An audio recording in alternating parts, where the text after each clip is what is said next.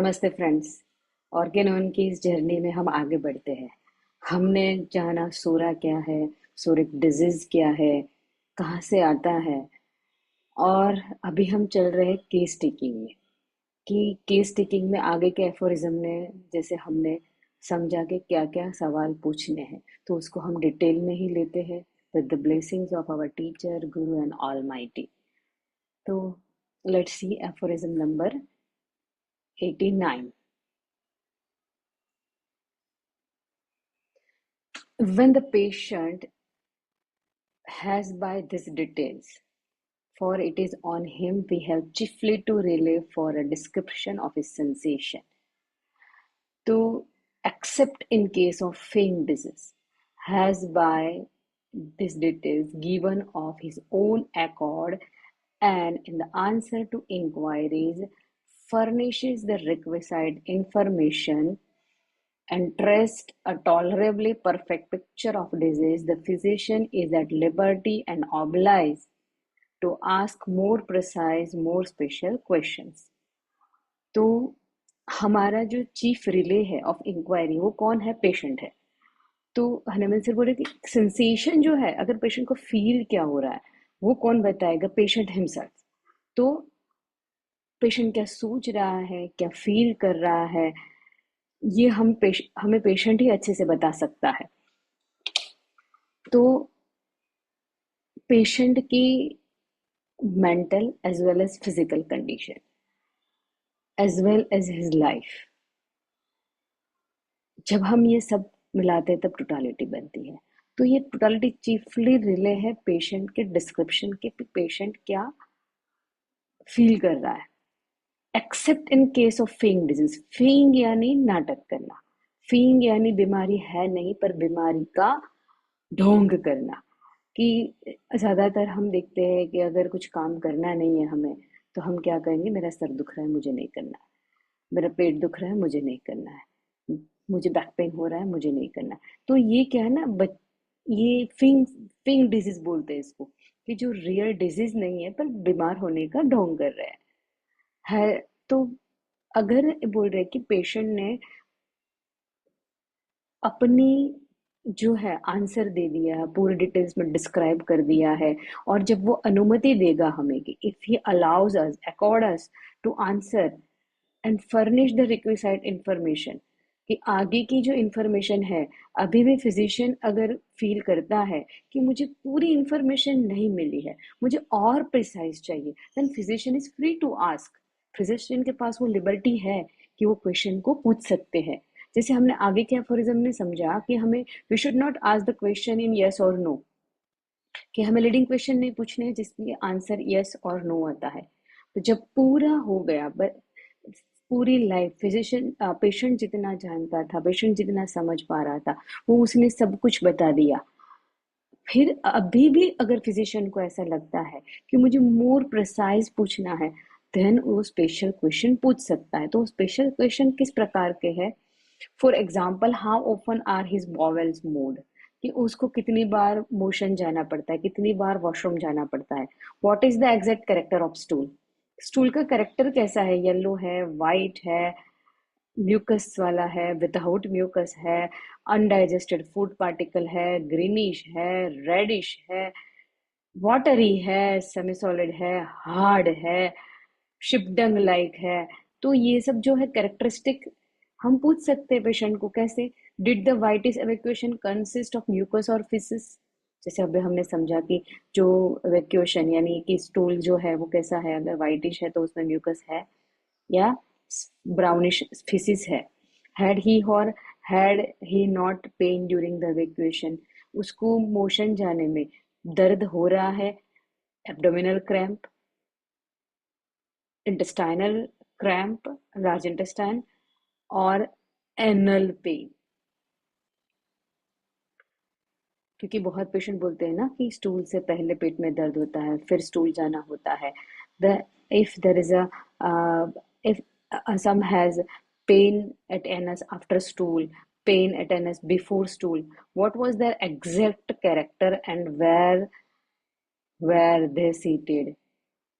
कि अगर पेन है तो उसका एग्जैक्ट कैरेक्टर क्या है, वो कहाँ पे एग्जैक्टली है, lower abdomen, upper abdomen, around umbilicus, what did the patient vomit, patient की वॉमिटिंग कैसी है, is the bad taste in the mouth putrid और बिटर सावर, व्हाट इज, कि जो वॉमिटिस है उसका वो कैसा है, ऑफेंसिव है, कड़वा है, खट्टा है, या एनीथिंग एल्स। कल ही एक पेशेंट आया था, तो उस उनको क्या हुआ ना, they were doing fasting in this because they belong from some Jain community. तो 6 days ही she had fasting, seventh, eighth, ninth, सिर्फ 7th डे रात से उनको वॉमिटिंग शुरू हो गई। तो 2 days she had vomiting of some bitter sour vomitus, and after that she had whole teeth are paining, jaw is paining, and offensive putrid smell from mouth। तो ऐसे ही आपको मिलेगा डिटेल में, but we have again asked the spirituality of each and every symptoms, why she had vomiting, ऐसा क्या था जो वो निगलना नहीं चाहती थी और उसको वोमिट हुआ। तो देन आई आस्क्ड हर कि क्या हुआ। शी रिप्लाइड कि after 6 days pass and whole family member were sitting together and making fun of his कि तुम तो पूरा महीना करोगी ना, अभी तो you have only 10 days remaining, 8 days remaining, और 25 days remaining, and she had angered कि वाह, आप एक तो करके देखो, why are you making fun of me. Then this anger leads her to vomiting, and vomiting उसके बाद था क्या था, प्यूट्रिड स्मेल आ रही है कॉन्स्टेंट, क्यों, क्योंकि वो सबको दूर रखना चाहती है ऐसे फन मेकिंग पीपल को।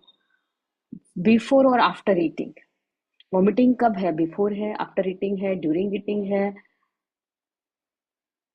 And what period of the day was it worst, कब ज्यादा होती है, मॉर्निंग में, इवनिंग में, नाइट में, what is the taste of, what is erupted, जब वो डकार आती है उसका टेस्ट कैसा रहता है, कभी कभी बोलता है कोई कि खट्टे डकार आते हैं, कोई बोलता है तीखे डकार आते हैं, कोई बोलते हैं एम्प्टी इरेक्टेशन आते हैं, कोई बोलते हैं स्वीटिश आते हैं, कोई बोलते हैं जब डकार आती है तब अंदर से पूरा गर्मी निकलती है, heat. One person explaining about his eructation कि I have heat, heat in my, ये जो अंदर से इरेक्टेशन आते हैं उसमें जो हवा आती है बहुत गरम गरम रहती है।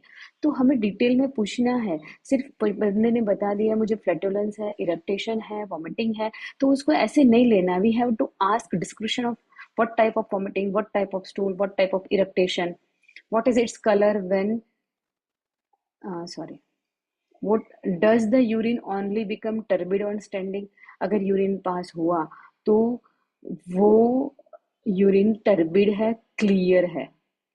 टर्बिड यानी जब जब वहां पे प्रोटीन मिक्स आता है, अगर एनी और डिस्चार्जेस मिक्स आते हैं तो टर्बिड यानी कैसा, धुंधला, क्लियर नहीं। तो वो ऐसे जब वो टर्बिड कब होता है, जब पास होता है तभी टर्बिड रहता है, या जब पड़ा रहता है तब टर्बिड हो जाता है। What is its colour when first emitted, colour कैसा है, व्हाट, वाइट है, येलोइश है, रेडिश है, what colour is the sediment, sediment जो उसमें रह रहे यूरिन में पार्टिकल्स उसके कलर कैसे है, वाइट है, रेडिश है, ब्राउनिश है। How does he behave during sleep, वो नींद में क्या बिहेव कर रहा है, कि अगर, क्योंकि हमारे यूरिन से हमारे डायग्नोसिस बदल जाते हैं। अगर रेडिश यूरिन है तो we have to think about stone, tumour, acute glomerulonephritis, trauma. अगर वाइटिश है तो हम सोच सकते हैं इसमें प्रोटीन पार्टिकल्स क्यों आ रहा है, नेफ्रोटिक सिंड्रोम है, हाइपरटेंशन है, any chronic disease, DM, hyper diabetes ज्यादा बढ़ा हुआ है, क्या है जिसने रेनल एम्पायरमेंट किया और यूरिन को टर्बिड कर दिया, जिसने सेडिमेंट्स पैदा कर दिए। तो we have to think big thing, we have to, एक सिम्टम के पीछे हमारा 2-3 माइंड चलने चाहिए। एक साइड की ये एग्जैक्टली पैथोलॉजिकल क्या चल रहा है, बॉडी में क्या चल रहा है at the level of organ. Second thing कि at the level of mind क्या चल रहा है। हाँ, how does he behave during sleep, वो नींद कैसी है उसकी। डज ही वीन, कहारता है, चिल्लाता है, रोता है, या बोलता है, या भाग जाता है। कोई कोई बच्चे बोलते हैं ना कि वो नींद में उठ के बैठ जाता है, कई हरकतें करने लगता है। डज डलीरियम है। Does he start during sleep, यानी ऐसे चमकना या ऐसे स्टार्टल होना। सडनली जैसे कोई बड़ा आवाज आती है तो कैसे इंसान ऐसे स्टार्टल हो जाता है। Does he snore during inspiration और ड्यूरिंग एक्सपिरेशन, स्नोरिंग है या नहीं है। क्यों ये सवाल पूछते, क्यों होता है स्नोरिंग। अब हर एक के पीछे हमें सवाल पूछना है, क्यों ये भाग रहा है, क्यों ये रो रहा है, क्यों ये मोर्निंग में है। तो इस सब सिम्टम्स की अगर हम स्पिरिचुअलिटी देखने जाए तो क्यों टॉक करता है। अगर वो कॉन्शियस माइंड जागते समय नहीं बोल पाता, वो नींद में बोलता है। जागते समय नहीं रो पा रहा है या तो नींद में रोता है, या फिर कोई ड्रीम्स है कि ड्रीम्स के कारण वो रो रहा है, या बहुत पीड़ा में है। नींद में जो सपने देख रहा है वो सपने पीड़ादायक है। तो ऐसे सपने क्यों आते हैं। अगर उसको भूत के सपने आते हैं, अगर वो डर रहा है नींद में, तो क्यों भूत के सपने आते हैं। हमें देखना पड़ेगा उसकी रियल लाइफ में आसपास कितने कितने भूत है जो उसको परेशान कर रहे हैं, डरा रहे हैं, in the form of people. Is he start during sleep. Does he snore, क्यों स्नोरिंग होता है। जब ये लरिंजल मसल, जब ये एयर पैसेज जब सोते हैं तो तब टंग पीछे फॉल होती है और ये मसल जो है लूज होते हैं। तो लूजनेस ऑफ मसल के कारण स्नोरिंग होता है। तो क्यों लूज हुआ, क्या डिवेल्यूशन हुआ, कहाँ नहीं वो बंदा बोल पा रहा, क्यों घर में सिचुएशन क्या है, कहाँ वो डिवेल्यूट हो रहा है, कहाँ उसकी बात रखी नहीं जा रही है। तो we have to ask such questions. Does he lie on his back? On which side? Does he cover himself well up, or can he not bear the clothes on him? अगर वो सो रहा है तो सीधा बैक पे सो रहा है कि कौन सी साइड सो रहा है, उसको कंफर्टेबल लग रहा है। पूरा कवर करके सो रहा है कि बिल्कुल कवरिंग अच्छे नहीं लग रहे। कवर करके सो रहा है तो उसको कहीं फियर है, मैं कवर कर लूं ताकि कोई मुझे नुकसान ना पहुंचाए।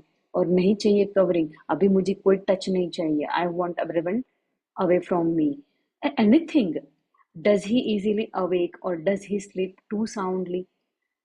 बार बार नींद उड़ जाती है, क्या नींद उसका सिंपैथेटिक ऑन है, कोई स्ट्रेस को लेके सो रहा है, या फिर स्लीप साउंड है। How how often does this और दैट सिम्टम्स अकर, ये बार बार जो सिम्टम्स आ रहे हैं वो कितनी बार हो रहे हैं। हर रोज रात को हो रहा है, कभी कभी हो रहा है। What is the cause of, what is the cause that produces each time it occurs, हर बार जब होता है तब क्या कारण है। जब हम बार बार देखते बच्चे बीमार होते हैं तो हम पूछते हैं ना क्या हुआ, स्कूल में पनिशमेंट हुआ, होमवर्क लेके नहीं गया, और तकलीफ शुरू हो गई। एग्जाम से पहले बीमार हो जाना, इंटरव्यू से पहले बीमार हो जाना, कहीं बाहर जाना है, घूमने जाना है तो बीमार हो जाना। तो वी हैव टू आस्क, और तब हम पता चलेगा उसके साथ वो ट्रॉमा क्या चल रहा है वो माइंड में। पहले एक बार पनिशमेंट हुआ, दो बार पनिशमेंट हुआ, तीसरी बार वो उसकी माइंड में रिकॉर्ड हो गया। तो जब भी वो कोई काम करेगा डरेगा, जब भी कोई प्रेजेंटेशन देगा डरेगा, एग्जाम से पहले डरेगा, क्योंकि अभी वो फियर ऑफ पनिशमेंट उसके दिमाग में बैठ गया है। तो हमें वो पूछना है कि पहली बार क्या हुआ, क्या हुआ इसके साथ जो उसको ये सिम्टम्स आए, कौन सा कारण था। सी, cause that produce it each time it occurs. Does it come on while sitting, वो बैठ के समय सिम्टम्स आ रहे हैं, लाइंग के टाइम आते हैं, स्टैंडिंग के टाइम आते हैं, मोशन के टाइम आते हैं, back pain, leg pain, abdominal pain. हमें डिटेल में पूछना है कब दुखता है, कब अच्छा लगता है। हाउ ऑफन डज दिस और दैट सिम्टम्स अकर। ओके हो गया। हाँ, only when fasting or in morning, only in evening, on after meal, और when does it usually appear। हाँ, अगर पेट के सिम्टम्स है, चेस्ट बर्निंग, एब्डोमिनल पेन, तो वो कब आता है, जब बैठे हो, कब आता है, मॉर्निंग में, इवनिंग में, जब भूखे पेट है, सर दर्द होना, तो फास्टिंग में सर दर्द हो रहा है कि खाना खाने के बाद हो रहा है। What does it usually appear, कब आता है, कैसे आता है। When did the rigor come on, fever में जब राइगर्स आते हैं, ठंडी लगती है और शरीर जब कंपन होता है ऐसे ऐसे ऐसे ऐसे, उसको राइगर्स बोलते हैं। जो बोलते हैं ना लोग, चार पांच कंबल उठाते हैं फिर भी उसका शरीर हिलना बंद नहीं हुआ, that it called rigor, what is merely a chilly sensation, या सिर्फ अंदर से ठंड जैसा महसूस हो रहा है। बुखार में बंदा बोलेगा ठंडी लग रही है, तो we have to ask detail कि ठंडी जैसा लग रहा है, ओढ़ के बैठना पड़े उतना ठंड लग रहा है, शरीर कांप रहा है, या दो चार कंबल के बावजूद भी शरीर की मूवमेंट बंद नहीं हो रही है, तो it is chilliness, chill, shivering, rigor. Was it merely a chilly sensation or was he actually cold at the same time? या फिर उसको ठंडा लग रहा है? If so, in what part? कहाँ से ठंडी शुरू हो रही है? आराम से बंदे बोलते हैं, आप डिटेल में पूछो। पैरों से ठंडी शुरू होना शुरू हो जाती है, छाती से ठंडी पहले लगती है, बैक से ठंडी पहले लगती है, पेट से ठंडी पहले लगती है, हाथों से ठंडी पहले लगती है, सर से लगती है। When does it usually appear? In so what parts? While feeling chilly, was he actually warm to touch? अंदर से ठंडी लग रही है बहुत, बाहर से वो कैसा है, गर्म है या ठंडा है? Was it merely a sensation of cold without shivering? सिर्फ ऐसे ठंडी जैसा लग रहा है, शिवरिंग नहीं है। Was he hot without redness of face? इतनी 103 104 बुखार है पर चेहरा लाल नहीं है। किसी किसी को लाल होता है चेहरा, 100 बुखार आ गया पूरा लाल हो गया, 104 में भी किसी का रेड नहीं होता। तो these are the characteristic symptoms when we are taking acutes। ये बहुत ही महत्वपूर्ण है कि जब फीवर आता है तब हाथ पैर ठंडे रहना, सर गर्म होना, ये गर्दन के आसपास गर्म रहना, पेट गर्म होना और हाथ पैर आइसी कोल्ड होना, या फिर हाथ पैर बहुत गर्म होते हैं, सर ठंडा होता है, चेहरा सिर्फ नाक लाल हो जाती है, सिर्फ कान लाल हो जाते हैं, सिर्फ लिप्स रेड हो जाते हैं। What parts of him were hot to touch? Did he complain of heat without being hot to touch? उनको अंदर से ऐसा लग रहा है कि गर्मी जैसा महसूस हो, मुझे अंदर से बुखार है बुखार है बुखार है, जब हम थर्मामीटर डालते हैं या फिर जब हम उसको छूते हैं तो ऐसा लगता है कि नहीं है बुखार, तो दिस इज हीट इंटरनल। हमारे पास रेपर्टरी में ये सब लिखा है, heat internal with coldness of body, बाहर से कोल्ड, अंदर से उसको हीट महसूस होती है। How long did the chilliness last? Chilliness यानी जो जब ठंडी लगी तो कितने समय तक लगी? How long the hot stage? ठंडी ज्यादा लग रही थी कि बुखार लंबा चला, ठंडी लंबी चली या बुखार लंबा चला? When did the thirst come on? During cold stage, during heat stage? जब ठंडी लग रही है तब ज्यादा प्यास लग रही है कि जब गर्मी लग रही है तब ज्यादा प्यास लग रही है? पहले ठंडी पहले बुखार, पहले ठंडी पहले गर्मी, पहले प्यास पहले बुखार पहले चील, हमें देखना है कि क्या पहले है क्या बाद में है। How great was the thirst? ये सब एक्यूट्स में बहुत ही इंपॉर्टेंट है फ्रेंड्स, कि प्यास कितनी है, थोड़ा सा पानी पी रहा है, बिल्कुल प्यास लग रही है, नहीं लग रही, कोई बोलता है कि सिर्फ मुंह गीला हो जाए उतना ही पानी पीता हूँ, एक एक सिप बार बार ले रहा है, एक ग्लास में दो दो ग्लास पिए जा रहा है, पानी ठंडा चाहिए या पानी गर्म चाहिए, या फिर पानी के साथ उसको पानी के अलावा किसी किसी को पानी अच्छा नहीं लगता, बोलता नींबू शरबत चाहिए, जूस चाहिए, आइसक्रीम चाहिए, कोल्ड ड्रिंक्स चाहिए। Then we have to ask कौन सा बेवरेज पसंद है, कोई किसी को गरम गरम चाय या गरम गरम पानी अच्छा लगता है। When did the sweat come on? अभी जब हीट चील खत्म हो गई, चील गया, हट गया, अभी स्वेट कब आता है? कभी कभी हीट का स्टेज ही नहीं रहता, बंदे को ठंडी लगती है और पसीना आता है, ठंडी लगती है पसीना आता है फीवर में, किसी को पसीना ही बिल्कुल नहीं आता, ठंडी और गर्मी शुरू रहती है, किसी को ठंडी भी नहीं लगती, हीट एंड परस्पिरेशन, गर्म शरीर होता है पसीना छूटता है, गर्म होता है पसीना छूटता है। तो we have to take everything in detail. When did the sweat come on? At the beginning or at the end of heat stage? किसी किसी को chill alternate with perspiration, chill alternate with heat, chill alternate with जो body pain, ये जो भी symptoms है ना ये बहुत कॉमन दिखते हैं हमें। How many hours after the heat? कि एक बार अभी ठंडी लगी, गर्मी आई, बुखार 3-4 घंटे चला, फिर पसीना आया, तो हीट बहुत लंबा चला। When did the sweat come on? कि अब अगर अगर पसीना, किसी किसी को ठंडी के बाद तुरंत पसीना आता है, पसीने के साथ भी शरीर गर्म रहता है। पसीना होता क्यों है, हीट होती क्यों है? फ्रेंड्स, सबसे पहले तो बुखार आता क्यों है? When there is a anger, it produce heat, और व्हेन देयर इज अ क्यों पसीना आता है? ये जो हीटेड सिस्टम हुआ उसको कूल डाउन करने के लिए। हाइपोथैलेमस इसका कंट्रोल करता है कि अभी हीट को रेज करो, अभी इसको कूल डाउन करो, क्योंकि हाइपोथैलेमस बॉडी को कूल डाउन करने के लिए पर्सपिरेशन को पैदा करता है। अदरवाइज बॉडी जो है वो क्या होती है, और डैमेज होगी। तो हमें scientific cause, biology and again spiritual cause सब कुछ जानना है। How many hours after when asleep और व्हेन अवेक। हाँ, वे बुखार कब चढ़ा? किसी किसी बंदे को देखते हैं हम कि जैसे ही बुखार चढ़ने लगता है उसको नींद आने लगती है। तो क्या है symptoms? Falling asleep, hit during. किसी किसी की नींद उड़ जाती है, किसी किसी को बहुत कोमेटो स्लीप, जब से फीवर आ रहा है आंख ही ऊंची नहीं हो रही है। किसी किसी को नींद आती है उड़ जाती है, नींद आती है उड़ जाती है, किसी किसी को नींद ही नहीं आती, पूरा बंदा रेस्टलेस बना रहता है। How great was the sweat, पसीना कितना है, पूरे बॉडी को भिगो दे, यानी कपड़े गीले हो जाए, बेडशीट गीले हो जाए, उतना है या थोड़ा सा है? और पसीना कैसा है? शरीर को ठंडा कर रहा है या गर्म कर रहा है? पसीना गर्म है, ठंडा कर रहा है यानी कि पसीना, पसीना बहुत है, बॉडी को छुआ तो गर्म है, या पूरा ऐसी कोल्ड है?